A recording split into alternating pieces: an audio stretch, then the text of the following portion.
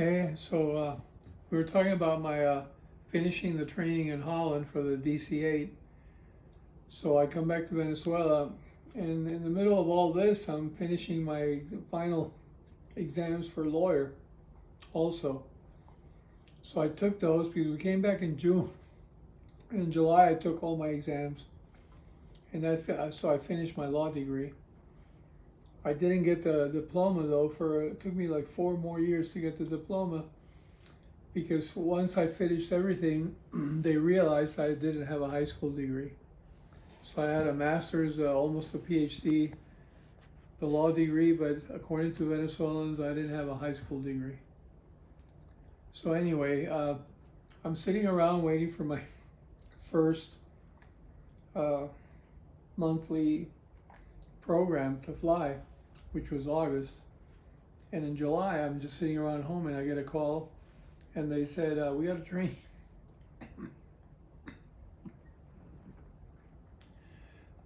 We have a training flight tonight. There's 4 captains that need to be checked out.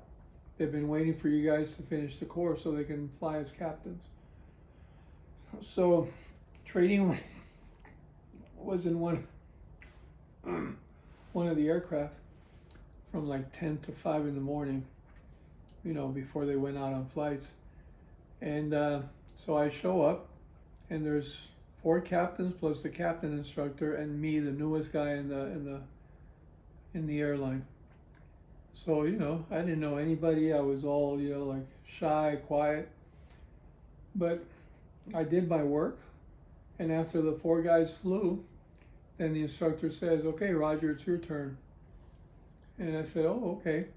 And I went and I got in and I flew the airplane. He did everything he had done to the 4 captains to me. And so I would have passed the check ride if it would have been officially my check ride. And this was very important because in those days, we were allowed to swap seats. So you could fly the airplane in the left seat, the right seat. And if I had messed up that day, those 4 captains would have told the rest of the captains, "Don't lend the airplane to this guy. He doesn't know what he's doing." In my case, it worked the opposite. From my first flight, people were letting me fly the airplane whichever way I wanted. So, I enjoyed this. It was fun.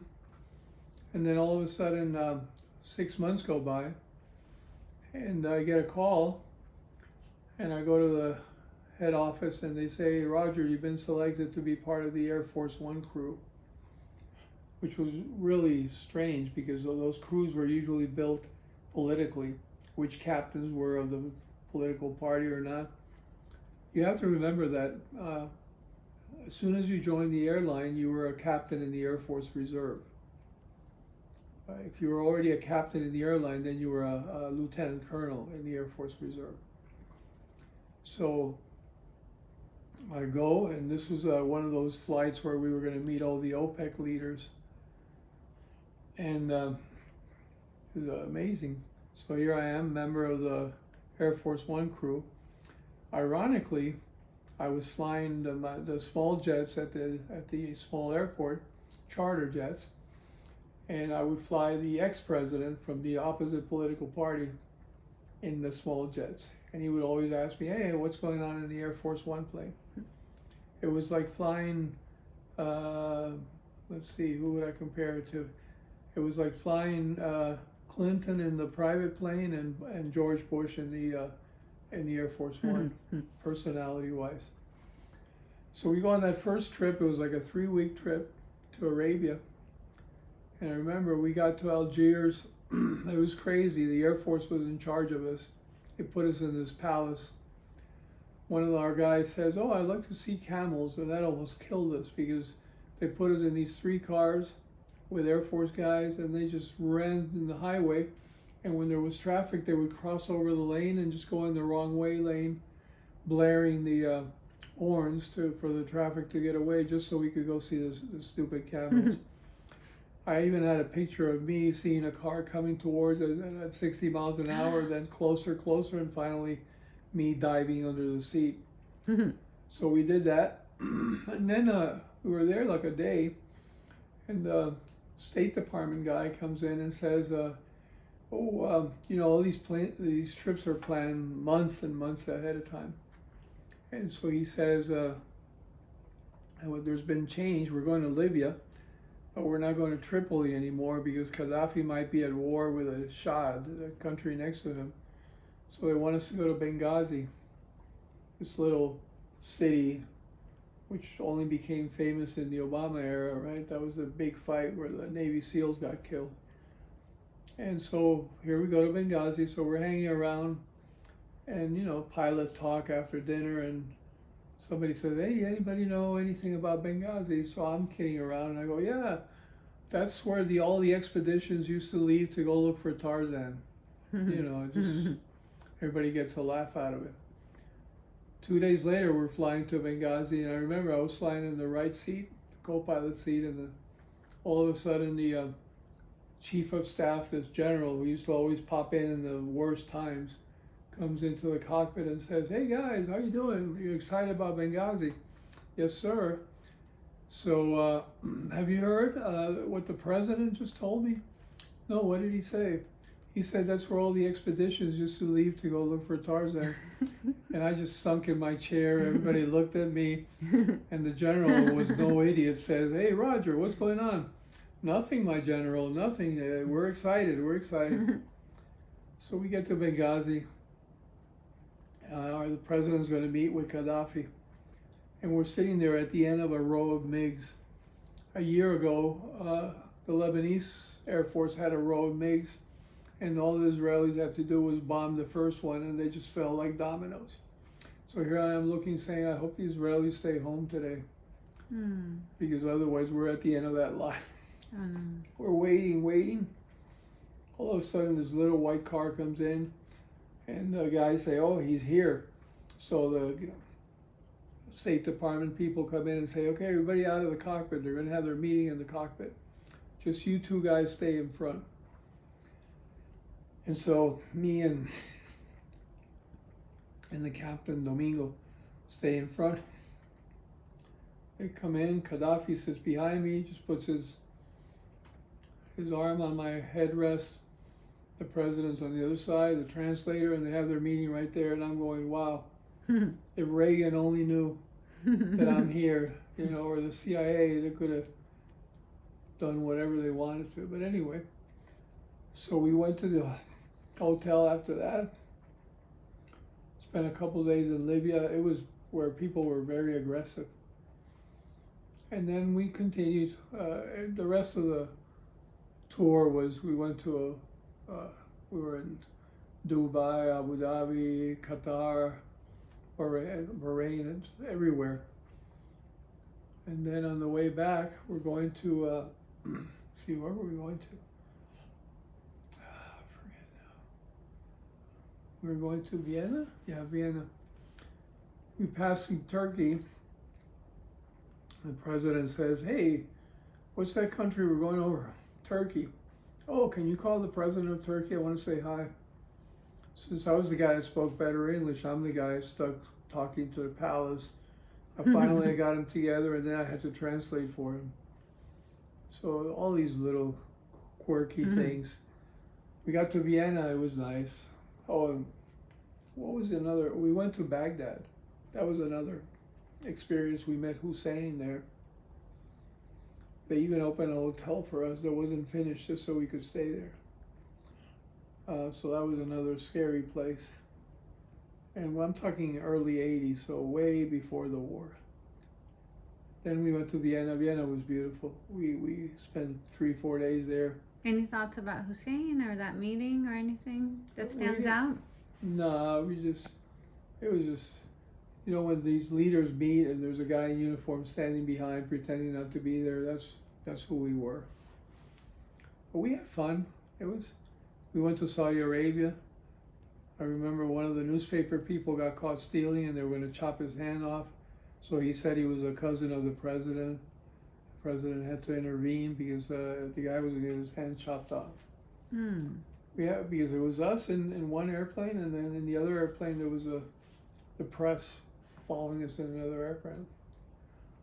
everywhere we went, they gave us gifts, gold watches, all kinds of stuff. It was the boom days after the 70s, right? We're talking 1980, I think. So that was my first trip there. My second trip, we went to Strasbourg, where the what do you call it, the European Union was being formed. And Gorbachev was there, the Russian president. We went to Paris. Oh, first we went to Nice. And that was interesting because the approach to Nice is what they call a black hole approach. So everything's dark, you just have to really follow the radio, and then you see the pavement at the last minute. Wow. So the captain very wisely says, Roger, you land the plane. He knew it wasn't going to be one of these really soft landings like those super long airports in the Arabian countries. So I did everything good. I mean, it was a little ta-ta. Within seconds, the general's in the cockpit. Hey, what happened? And nothing. We explained it to him, but he was ready to put me in jail or something. What?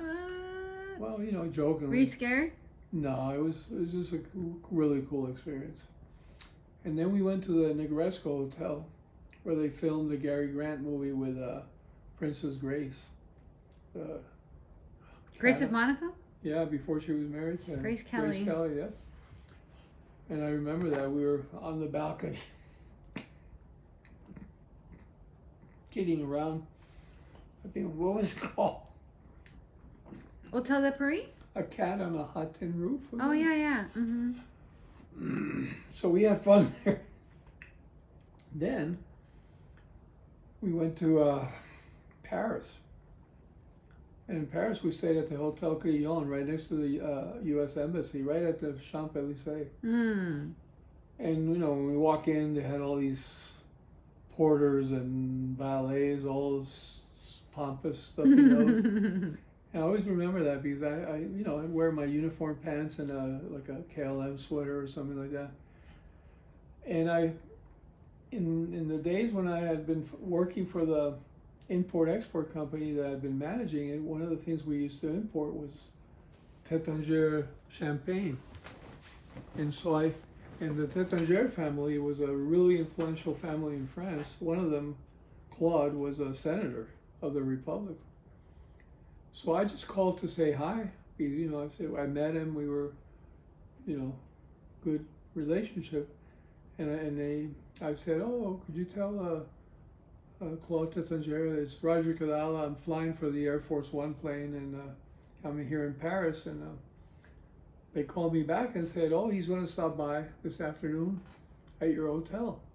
Senator from France. And all of a sudden I'm sitting in the lobby, and all these stuffed up, the valet, the what do you call it, the head guy, the concierge? Yeah, the concierge. They always were looking down on us, right?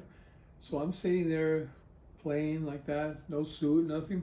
And when Claude Taittinger walked in, these guys were like almost all royalty just walked in. And then, oh, Monsieur Taittinger, blah, blah, blah, blah, blah. And then when they see that he's heading right to me, and and that's awesome. Says, big hello. Aww. And then we sat there, we had coffee. He was more excited. He said, wow, this life you're having now is amazing.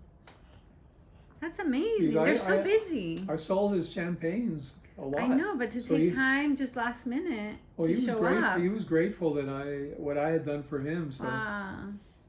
I never closed doors. I never burned bridges in all my jobs. So we had a good time. We went to see some night shows. It was good. Then we flew back. I think those were my big 2 flights. I may have had a couple short ones, but those were the 2 big ones. And then I would fly privately for the ex-president.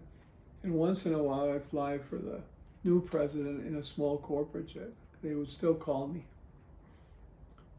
After that, it was just pretty much airline. They made me an instructor. Went to Holland, did the training. So every 2 weeks, I'd spend 2 weeks in Holland. That was beautiful. I had a bike, I kept it there. Yeah, I used to go. You guys used to go all the time. It was like our second home. We loved the hotel. Leiden? The Holiday Inn, Leiden, yeah. Yeah. The only thing I regret is I never really went into the university. Leiden University is one of the old universities in Europe, and I was so into flying that I had left my math a little bit behind. I would have teaching, benefited. right? Well, you're teaching pilots. Yeah, but I would have benefited just from the atmosphere. I think I went once just to check it out. So